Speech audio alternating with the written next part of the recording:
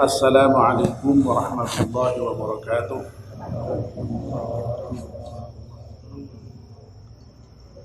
Bismillahirrahmanirrahim. Alhamdulillahi rabbil alamin.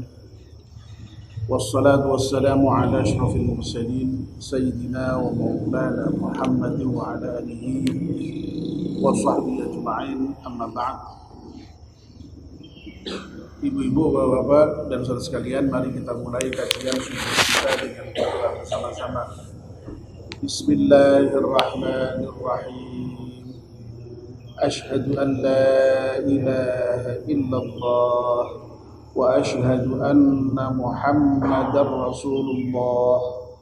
Raditu billahi rabba wa bil islami dina wa bi Muhammadin nabiyyan wa rasulah. Rabbi zidni ilman nafi'a warzuqni fahman wa hukma wa alhiqni bis salihin. Amin. Kita masih akan meneruskan kajian kita tentang doa-doa yang kita panjatkan kepada Allah Subhanahu wa taala dalam aktivitas kehidupan kita sehari-hari. Kemarin yang sudah kita bicarakan doa mau tidur dan bangun tidur. Nah, sekarang kita akan membahas doa mau makan. Aktivitas kita sehari-hari kan tidur, makan, pergi. Seluruh aktivitas kita sehari-hari itu sekali lagi oleh Rasulullah SAW dituntunkan untuk senantiasa diiringi dengan doa. Dan itu sebagaimana sudah saya jelaskan berkali-kali menunjukkan bahwa betapa kita ini sebagai hamba yang sangat lemah, sangat bergantung akan karunia Allah Subhanahu wa taala.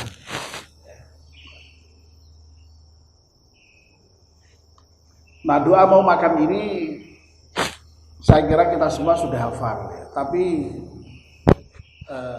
yang kita harapkan dengan kajian doa sehari-hari ini, mudah-mudahan di samping kita itu sudah mengamalkan doa itu, bagian sudah, bagian belum, mudah-mudahan ya segera nanti bisa dihafalkan dan diamalkan. Itu mudah-mudahan kita bisa menghayati. Sebab sekali lagi kalau kita berdoa itu jangan kemudian lalu sekedar hanya membaca doa, tapi betul-betul memang memohon kepada Allah Subhanahu wa taala, yang dengan permohonan itu ya tentu saja kita mohon supaya kemudian dikabulkan permohonan kita itu. Dan doa itu ya, dulu sudah pernah saya sampaikan berkali-kali, selalu berfungsi sebagai semacam pengarah gitu dalam kehidupan kita. Dulu saya sudah sampaikan, kalau kita itu berdoa mohon diberi ilmu, itu kan tidak hanya sekedar berhenti, ya Allah berilah saya ilmu. Ketika kita minta ya Allah berilah saya ilmu itu, ya otomatis itu mestinya harusnya mendorong kita untuk mau belajar, gitu loh.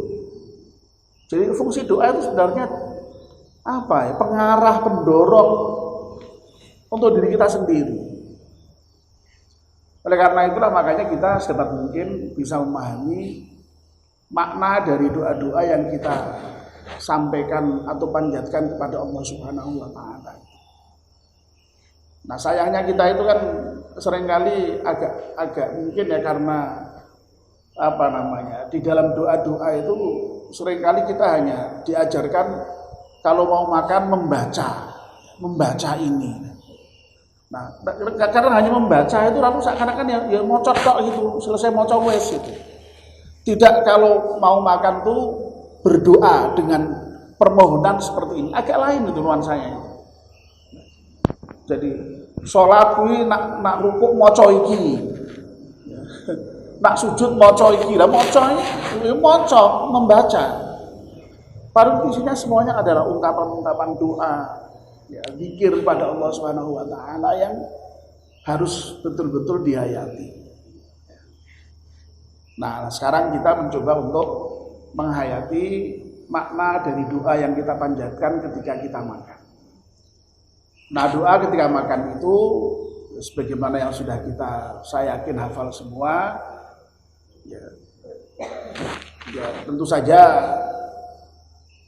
diikuti dengan basmalah, lalu doanya adalah Allahumma barik lana fima razaqtana wa qina adzabannar. Mari kita baca bersama-sama. Allahumma barik lana fima razaqtana wa qina adzabannar. Allahumma wahai Allah, ya Allah, barik lana, berkailah kepada kami fima razaqtana, di dalam apa saja rezeki yang telah Engkau berikan kepada kami. Dalam konteks makan berarti ya rezeki terutama yang mau dimakan itu supaya berkah. Wakina, dan jagalah kami ya Allah adzabannar, dari siksa neraka. Masya Allah ya, doa mau makan aja itu ya kok ya sampai kepada wakina adzabannar barang, minta dijauhkan dari neraka. Ini lalu apa ini konteksnya ini? Mari coba kita kaji ya. Doa mau makan. Yang pertama, kita supaya diberi berkah oleh Allah Subhanahu wa taala dalam rezeki yang telah Allah berikan kepada kami, dan mohon kita ini supaya dijaga oleh Allah dari siksa neraka. Bapak-bapak dan ibu-ibu yang dimuliakan Allah Subhanahu wa taala, di dalam Islam segala sesuatu itu ada hukumnya, dan hukum yang ada dalam Islam itu yang terkait dengan segala sesuatu tadi itu, saya yakin Bapak dan Ibu-ibu juga sudah tahu itu ada 5 jumlahnya. Apa saja yang 5 itu? Yang 5 itu adalah yang pertama wajib, yang kedua sunnah, yang ketiga haram, yang keempat makruh, yang kelima mubah.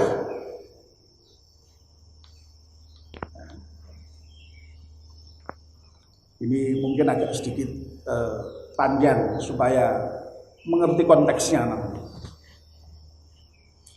Ini harus kita pahami. Itulah yang disebut dengan al-ahkamul khamsah, ya, hukum yang 5. Nah, yang wajib itu sering didefinisikan sebagai sesuatu yang kalau diamalkan mendapatkan pahala, kalau ditinggalkan berdosa. Seperti sholat, puasa, zakat, haji, itu wajib hukumnya. Kalau kita melaksanakan mendapatkan pahala, kalau kita meninggalkan berdosa. Nah, lawan dari wajib ini adalah haram. Haram itu sesuatu yang kalau dilaksanakan itu berdosa, kalau ditinggalkan berpahala. Kebalikan dengan wajib. Apa itu? Ya semua yang dilarang. Seperti apa? Berzina, ya, minum khamr, berjudi, mencuri, korupsi, itu haram. Kalau kita melaksanakan dosa, meninggalkan saja sudah berpahala itu. Jadi bersifat pasif saja kalau terkait dengan hal yang haram itu sudah berpahala. Enak tuh ya. Nah yang sunnah itu sering didefinisikan kalau dilaksanakan mendapatkan pahala, kalau ditinggalkan tidak berdosa. Nah definisi inilah yang kemudian lalu kita itu sering sok mengabaikan yang sunnah itu. Soalnya kalau ditinggalkan itu tidak apa-apa. Wis ora apa-apa, ora dosa kok. Ninggalke ora apa-apa. Tapi ini sering sudah dibahas oleh Pak Fadil. Sebenarnya ya betul memang tidak apa-apa. Tapi kalau meninggalkan sunnah itu janjinya rugi karena kita tidak mendapatkan keutamaan, tidak mendapatkan tambahan. Jadi para kiai itu sering memberikan gambaran antara yang wajib dengan yang sunnah. Yang wajib itu ibaratnya itu ketika kita itu berdagang, itu kembali modal, itu melaksanakan yang wajib. Jadi kalau kita itu melaksanakan yang wajib, itu ibarat orang dagang itu baru kembali modal. Nah kalau kita ingin untung tuh dari mana? Untungnya itu ya dari melaksanakan yang sunnah-sunnah itu. Itu baru untung kita. Kalau sampai kita tidak melaksanakan yang wajib, itu rugi kita sudah itu. Tidak hanya kembali pokok, tapi rugi. Nah, sunnah itu fungsinya adalah dalam rangka untuk menambah keuntungan itu. Semakin banyak amalan sunnah yang kita lakukan, maka semakin banyak keuntungan yang kita dapatkan. Ada surplus berarti. Nah kalau yang makruh itu kebalikan dari yang sunnah. Kalau kita meninggalkan saja itu sudah berpahala, ya. Tapi kalau melaksanakan tidak apa-apa. Jadi kalau dilaksanakan itu melaksanakan yang makruh itu tidak berdosa. Nah tapi ya rugi kita sebenarnya melaksanakan yang makruh. Nah yang terakhir yang mubah itu boleh. Nah boleh itu ya boleh dilakukan, boleh tidak. Ya. Nah itu. Nah biasanya yang boleh itu diantaranya dicontohkan seperti makan, minum, tidur, itu mubah. Boleh makan, boleh tidak. Boleh tidur, boleh tidak. Tetapi Bapak dan Ibu-ibu, sesuatu yang asalnya boleh sekedar mubah itu kemudian bisa berubah statusnya. Contoh misalnya, kalau kita itu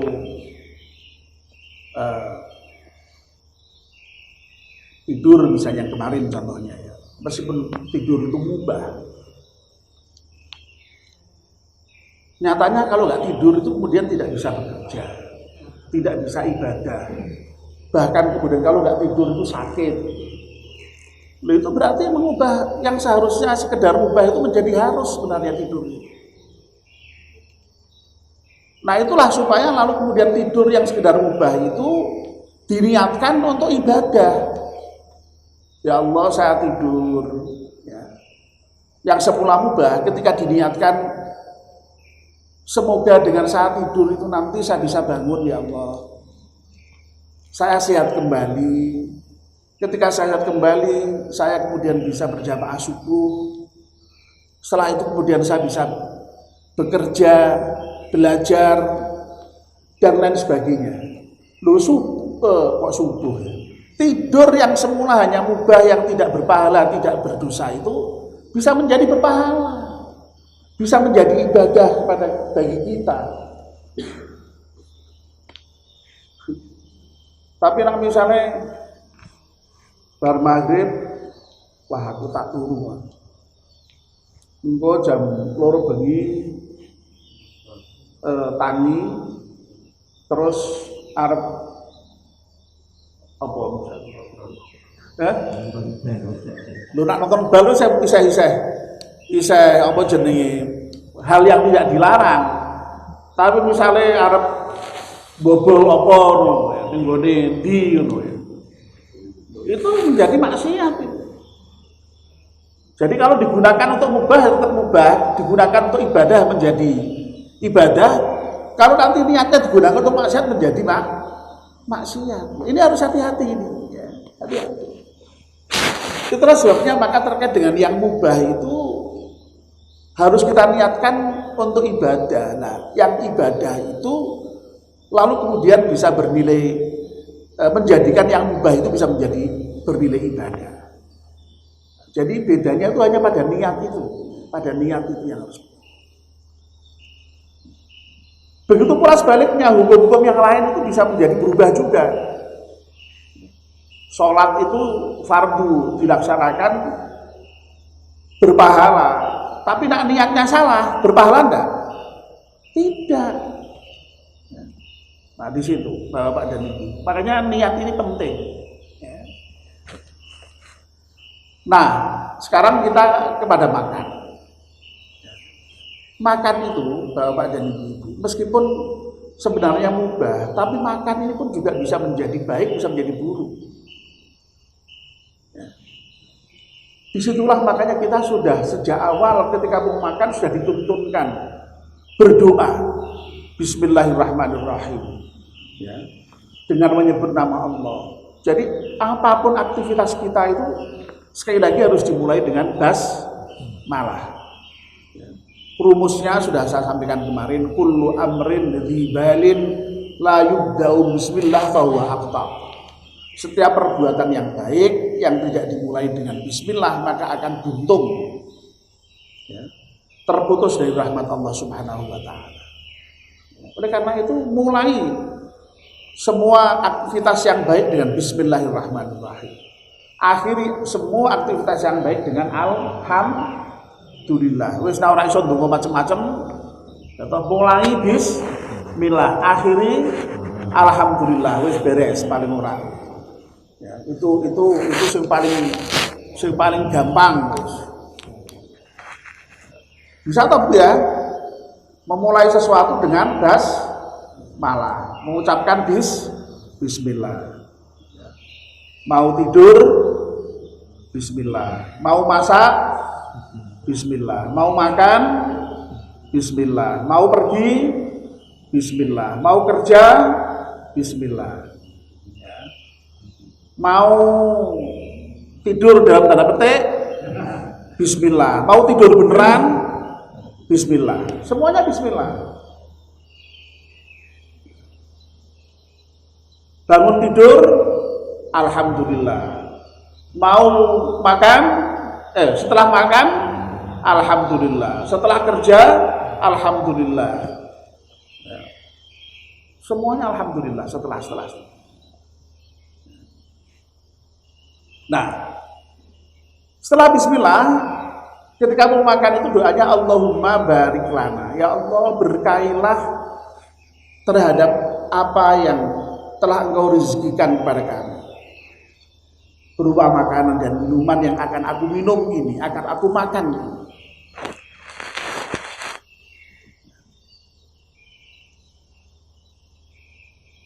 Dulu sekali saya sudah pernah membahas apa itu makna berkah. Kenapa kok kita itu minta makanan kita itu supaya diberkahi oleh Allah Subhanahu wa taala. Bapak dan ibu-ibu yang dirahmati Allah Subhanahu wa taala. Makan dan minum itu Meskipun toh kelihatannya sepele, barang yang mubah. Sebagaimana tadi tidur tadi, sepele, barang yang mubah. Tapi nyatanya sangat penting bagi manusia. Karena apa? Nyatanya nak orang mangan, nak minum yo lemes. Nak nganti terang-terang dino orang mangan, orang minum yo loro, bahkan kemudian bisa apa? Bisa apa? Mati. Makanya jangan disepelekan masalah makan dan minum itu.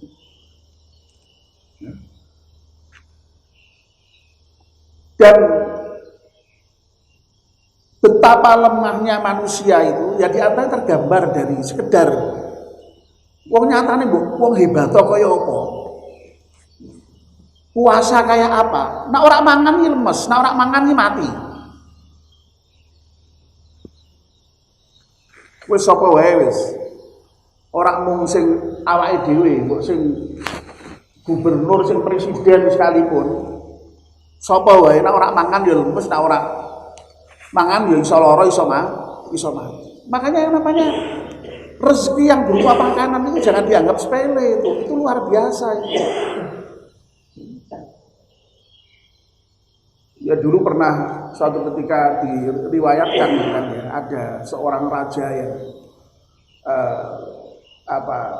datang kepada seorang ulama begitu terkait dengan persoalan minta nasihat gitu.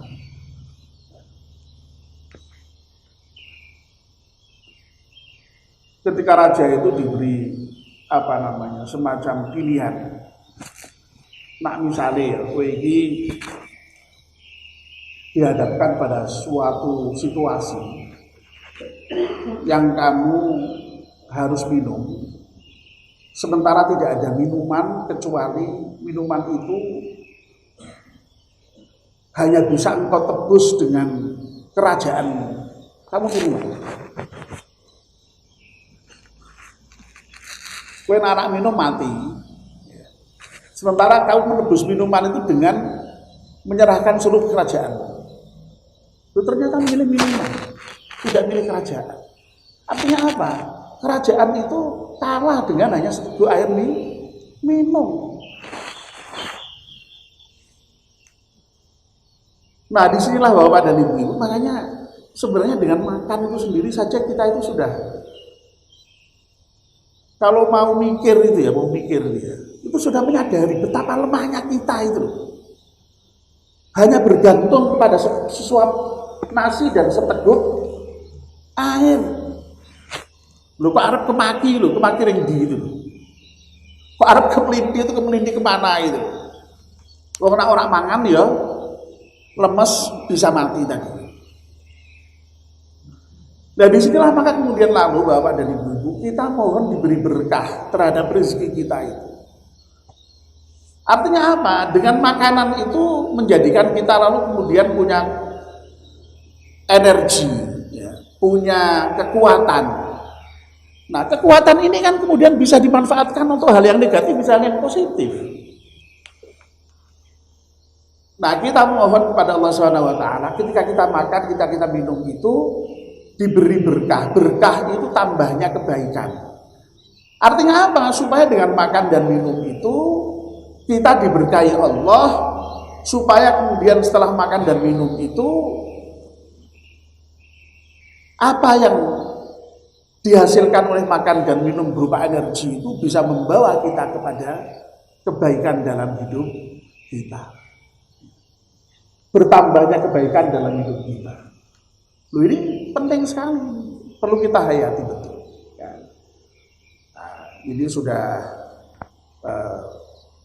siang ya, meskipun belum jam 5 ini, karena memang waktunya bergeser. Oleh karena itu ya sudah sampai di sini saja dulu untuk hari ini ya.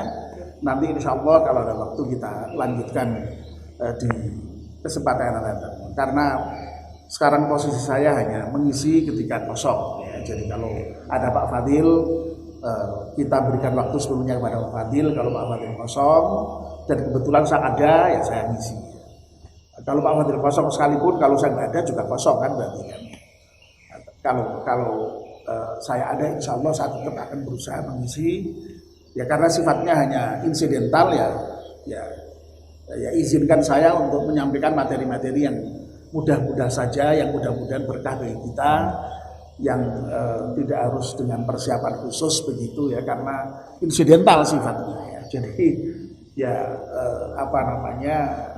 mudah-mudahan yang sehari-hari begini bermanfaat bagi kita. Amin ya rabbal alamin. Dicatat baru sampai kepada mudah-mudahan apa yang sudah kita makan berkah. Nanti kita lanjutkan. Terima kasih atas perhatiannya. Mari kita akhiri dengan berdoa bersama-sama. Bismillahirrahmanirrahim. Wal 'ashri innal insana lafi khusrin illa alladziina aamanu wa 'amilus shaalihati wa tawassaw bil haqq wa tawassaw bis sabr.